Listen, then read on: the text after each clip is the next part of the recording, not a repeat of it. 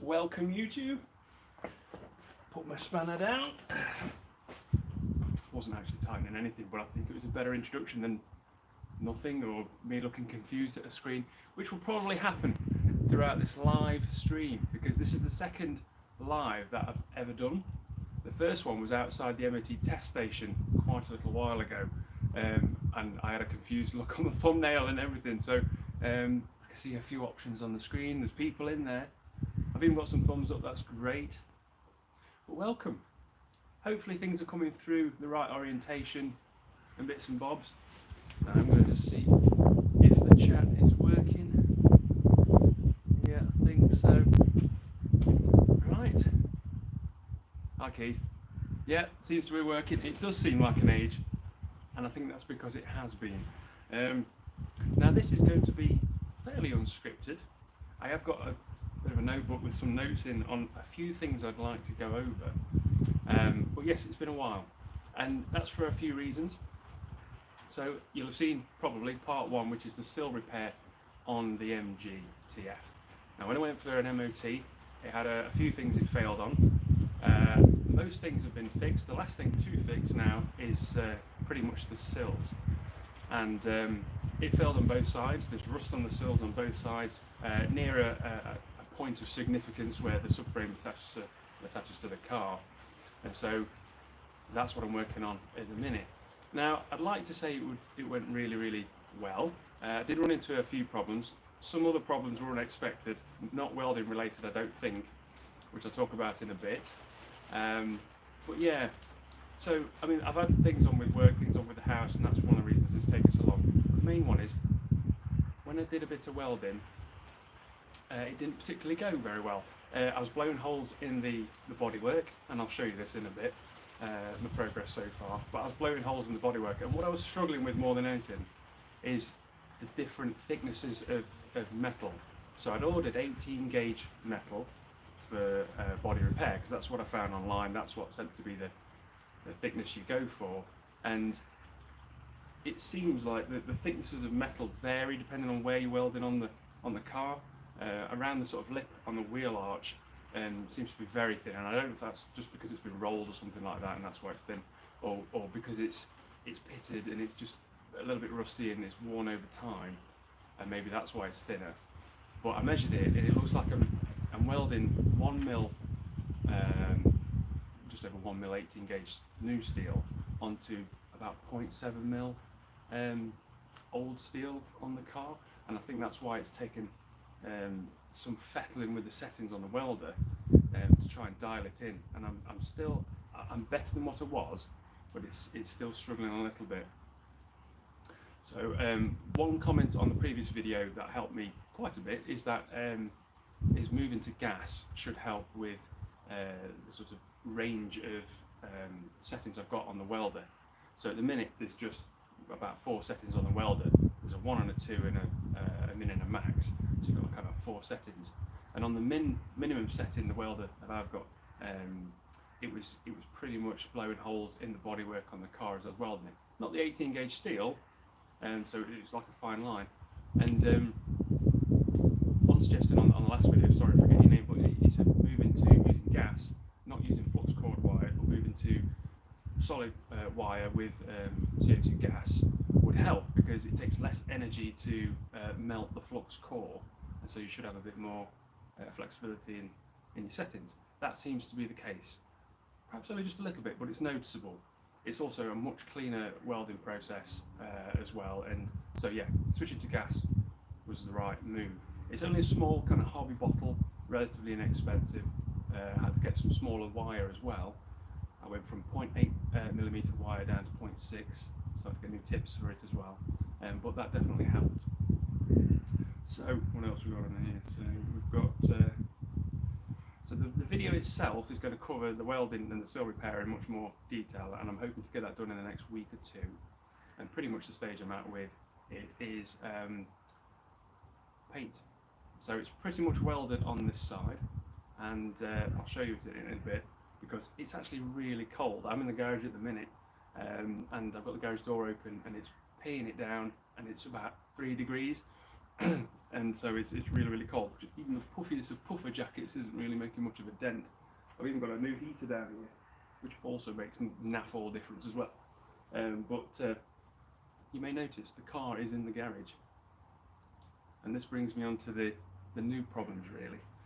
So for the first video you'll have seen, and the previous videos, you'll have seen the car up on ramps, and I'll have had the wheel off doing all the welding work, so it was up off the ground. Great, I could work underneath it to some degree. The idea was that as I start welding, it's wet outside, it's kind of starting to rust the brand new welds almost instantly, so I need to get it out of the weather into the garage. So I made a bit of room in the garage, still need to make some more room. Get it out there, get it in the garage, it's dry, happy days, can continue welding in even bad weather. Went to start the car. Now bear in mind, after the last MOT, when I went for the MOT, everything was working. As far as I understood, everything was working. I went for the last MOT, it failed on a few things, but all the electrics were working. It got brought back on a tow truck and was dropped off here, but it was still running. I could move the car around, drive up and down the driveway and all the rest of it. It was fine. When I went to start the car to drive it off the ramps and into the garage, it fired up first time. Not really much tappety noises or anything like that. It sounded brilliant. For saying it's been outside for a month, it's not started at an angle, started great. Ran for 2 seconds and then cut out. Strange. Maybe it's low on fuel. Went and got a bit more fuel, poured a whole jerry can in there, started it up, fired up first time, ran for a few seconds, died. Right, what's going on here then? So, had a quick look around the engine bay, nothing sent to be amiss. Started up a few times after that, it starts every time, cuts out. In fact, I'll show you. I'll try and show you. Watch it work now. Right. So I'm just going to nip round the other side. I've connected the battery. By the way, I have disconnected the battery while I've been doing all the welding. So there's no like electrical winds going on with welding and stuff. So I'm going to go try and start it and you'll get to see what happens.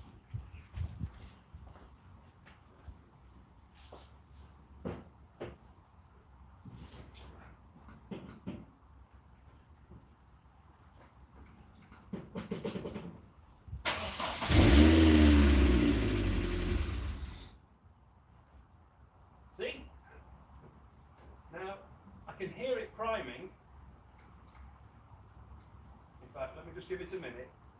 When you hear it prime again, so it's not primed, so it won't start now. But as soon as you leave it a few seconds, sort of let it, so you hear the fuel pump going, might need to leave it a few seconds. There, so I can hear the fuel pump, fine. Dead.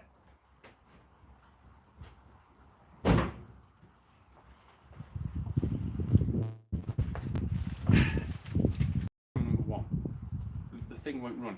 The strange thing about it is that it fires up fine, it runs fine for those few seconds. You can rev the engine, it'll rev out and all that, but then after almost an exact amount of time, a couple of seconds, it cuts out. No idea what's going on there. Also, so I got it off the ramps, I pretty much pushed the thing off the ramps.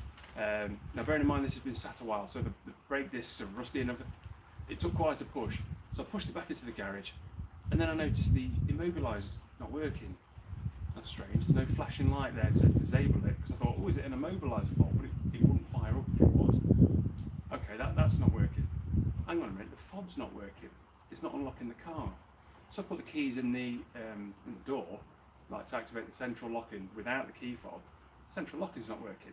Right, okay, something else going on here. Electric windows aren't working on both sides.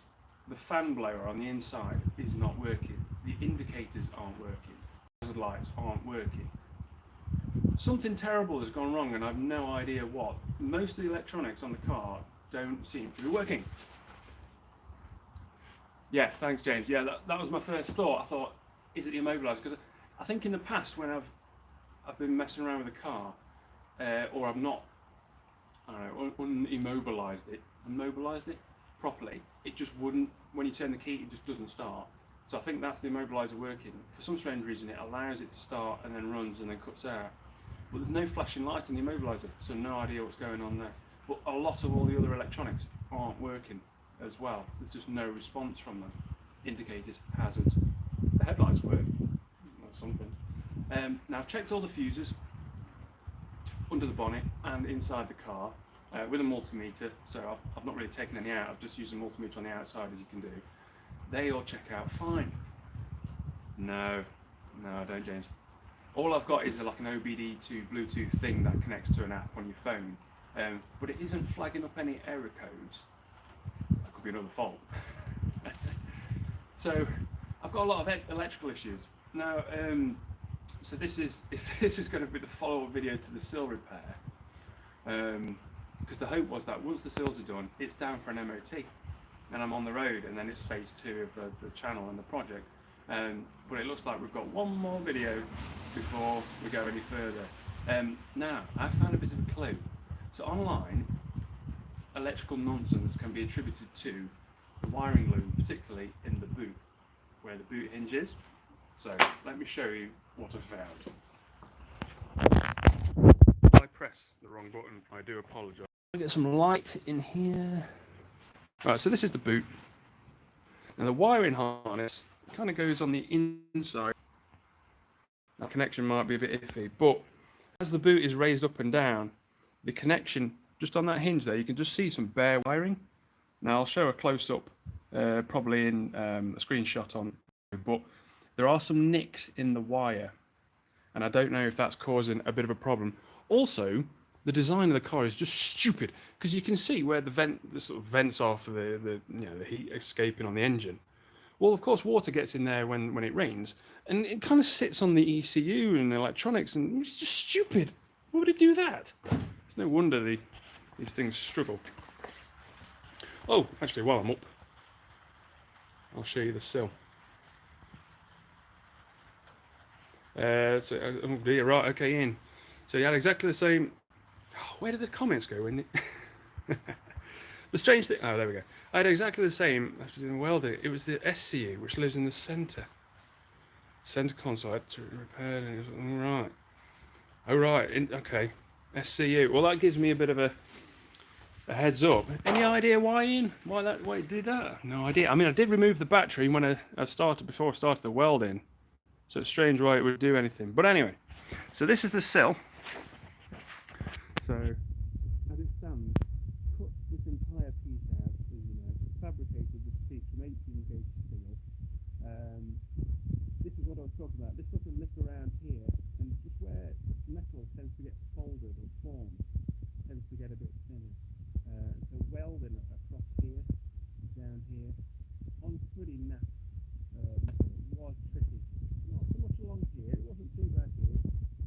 What's this?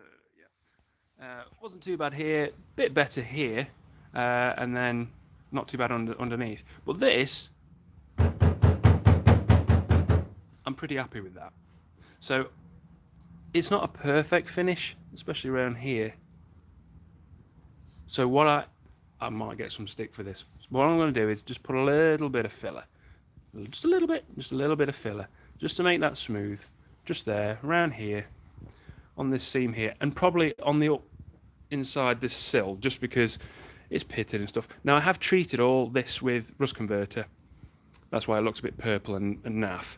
I've also coated the inside as much as I could get in and my arm could reach with rust converter as well. So that should be good. So this bit's done. It's just cosmetics now, and the dreaded spraying of it and all the rest of it. But this piece, there's a little bit there that it's gone through, and I cut a piece out, a little bit of a rectangle, and I've tacked that all the way around. I need to go around and weld all that properly.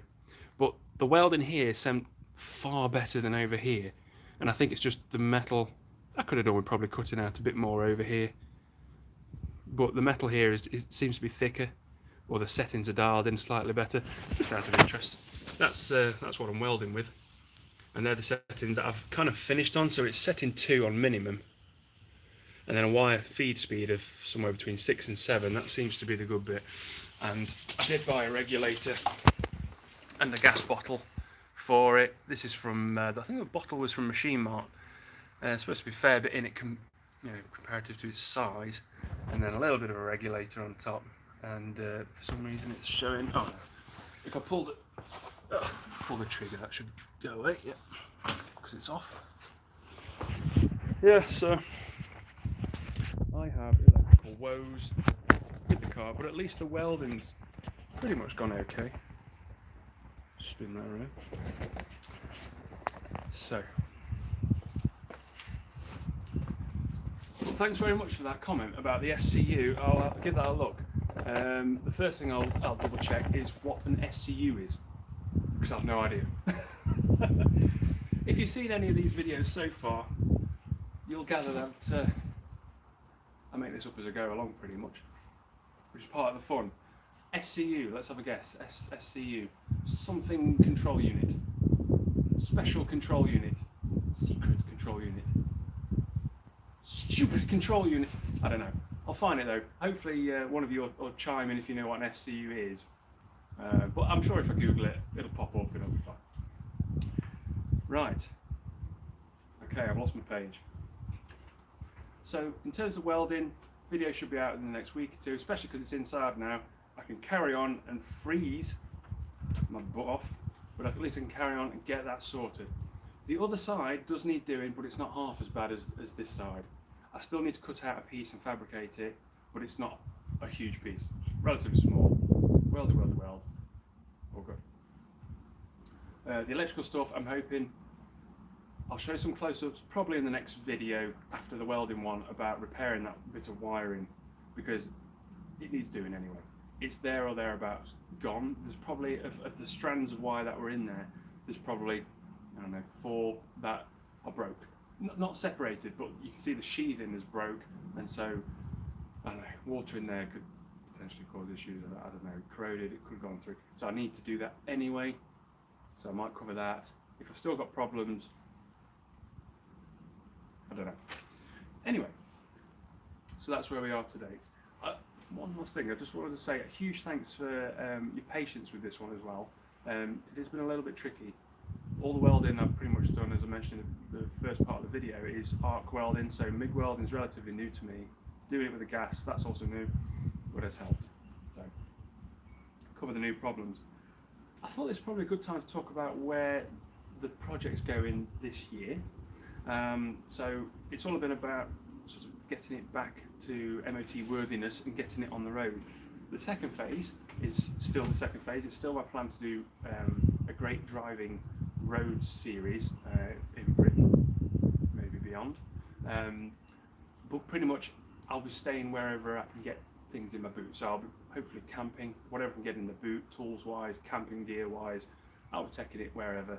And I do like the idea of exploring the north a bit, particularly Scotland, where there's wild camping.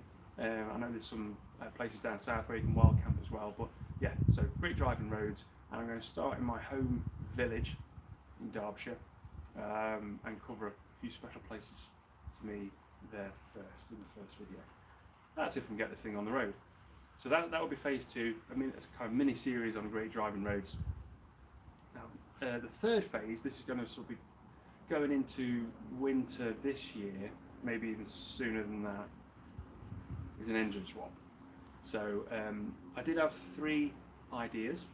So this is a 135 odd horsepower, 1.8 non-variable valve timing one, which is fine. Nothing wrong with that at all. The brief time I drove this down the road and back down to the MOT the long way around, it felt more than adequate. It's not about out and out pace with something like this for me. It's about the whole experience. And so the main thing for me going forward with that experience is the noise and the sound of the engine. I love a good engine note. So what occurred to me was 3 options, maybe 4 options. So the first one would be to turbocharge the 1.8 that's already in there. Now you can buy kits, not too cheap, but you can buy kits that would put a turbo on there. It will come with all the wiring and the plumbing to do it. Yeah, I've got to put some extra coolant pipes in and radiators and things like that, so it's not terribly straightforward, but that would be to turbocharge it. So that would get you some more horsepower, which I'm not too bothered about, but you get the whoosh and the turbo chatter and stuff like that, which might be fun if you like turbos.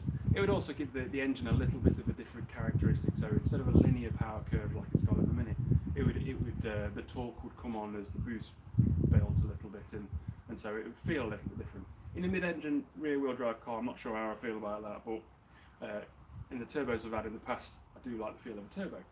So turbocharging it, as it stands, would be one thing. Now, it is an older engine. It's got 90-odd thousand miles on it. It would be a bit of a gamble chucking money at a turbo kit on an old engine like that, which, you know, the head's not been skimmed. The head gasket's been done, but the head's not been skimmed or anything like that, so that might be a bit iffy. The second option would be to put in a 1.8 turbo from something else.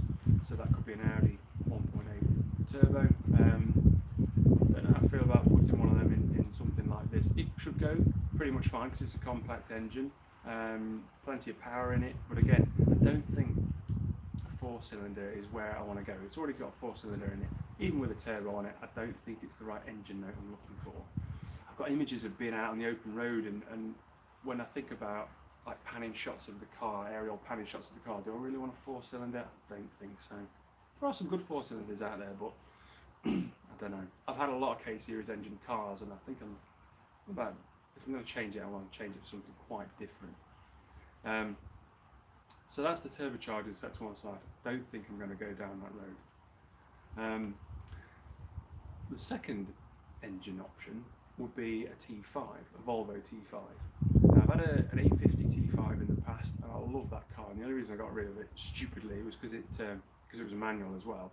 It had some corrosion underneath, and it would take a lot of work. Probably a lot less than this car's taken actually, but it was quite a few years ago. But I loved that engine. It was 2.3 5-cylinder, so it has that kind of baby V10 howling, harrowing kind of sound vibe to it, and I loved it. I loved the way the power came on. Yeah, it was just a cracking car. So I love that engine. It's quite compact, somewhere around 220 horsepower, depending on what version of it you're getting. So more than enough power in something like this should fit. Now the only downsides to that is they tend to be a little bit expensive, even second hand, so I'd have to do some searching to find one. But again, I don't think that's the right engine note for the car. So where my head's at the minute, and what I'm pretty much set on doing, unless the comments suggest otherwise for good reasons, is a V6. Can't get a V8 in it. I have seen one chap in a video somewhere put a V8 into one of these. They pretty much split the car in half and put it in the back end. But again, I don't think a V8 is quite like this. MGLee, yeah, absolutely suit it down to a T, but in a TF, I don't think so. So V6 is where I'm at.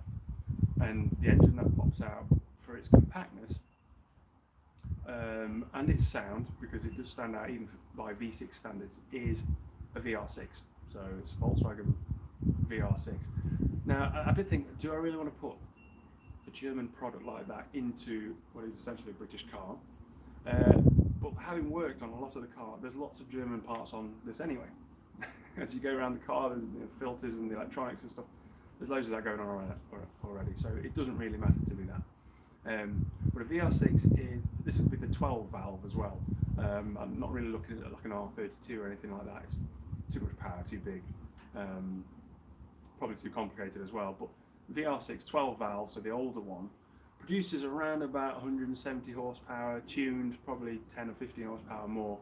They are notoriously difficult to tune, from what I gather, but naturally aspirated, so nice linear power curve like this currently has, so the characteristics will be a bit similar. Downsides can be a little bit difficult to get a hold of, especially the 12 valves, because people are picking them up. It's heavier than the K-series that's in that as well, so the power to weight might be similar, if not worse maybe. But yeah, fantastic engine note, and I think it would suit it down to a T. Let me know in the comments or the chat what you think about that. If you had a limited budget but no sort of restriction on what you put an engine in swap it out with, what would you choose? So that's where my head's at, VR6. The With the VR6, the wiring should be relatively simple. May not be, I don't know, I've never done an engine swap. So much like I started in the first video of this channel, it was it might work, it might not, restoring this. I can't, still working on it, but we're almost there. Same sort of thing with the engine swap. It might work, it might not, but that's phase 3. And the reason I've done that sort of towards the end of the year is kind of cars off the road, so I've got the time to work on it, but also I want to get out and drive this. So the phase 2 great driving roads was me just enjoying the car and getting out in it. So that's the plan for the year with the car. Now, just moving on slightly. You may have seen in the first video to the sill repair, the last video, that myself and a team of friends and family of mine was in the Red Bull Soapbox race in 2017 and also 2019. It comes back every 2 years, and obviously last year it didn't happen because of the pandemic, but it's back in 2022 this year. So we're on about putting in for it again. And when you watch it on Dave on TV, there's obviously it's fun and it's a laugh and all the rest of it, but there's a lot more going on between application and race day, and it's all just as much of a laugh, if not more so than the actual race day itself. Because actually on race day, you've probably got about, I don't know, on a good day, 45 seconds worth of race time down the hill if you don't crash. So a lot of the enjoyment is leading up to that. So let me know in the comments in the chat if you're interested in me sort of documenting in like a mini series the team's journey from application, which is now, right the way through to race day. It's going to include sort of design elements. It's going to include obviously the build and fabricating, the chassis and framing, the whole car, or cars, and yeah, and then the actual Red Bull event itself. Let me know if you're interested. Might be interesting content. So that's pretty much it. So it's an update on the sill video, an update on future projects with the car, new problems, mini series. That's pretty much where we are with it. Thanks again for remaining a subscriber if you're already a subscriber, for joining the channel. Hopefully with the garage work that's going on at the minute, because at the minute I am painting the walls, doing the floor, getting worktops up. It's going to be a bit of a workshop for future projects, including this car. The channel will grow. But thanks again for tuning in. Thanks again for subscribing, and I'll see you in the next one. As soon as I figure out how to end live. I was hoping to be all professional and everything.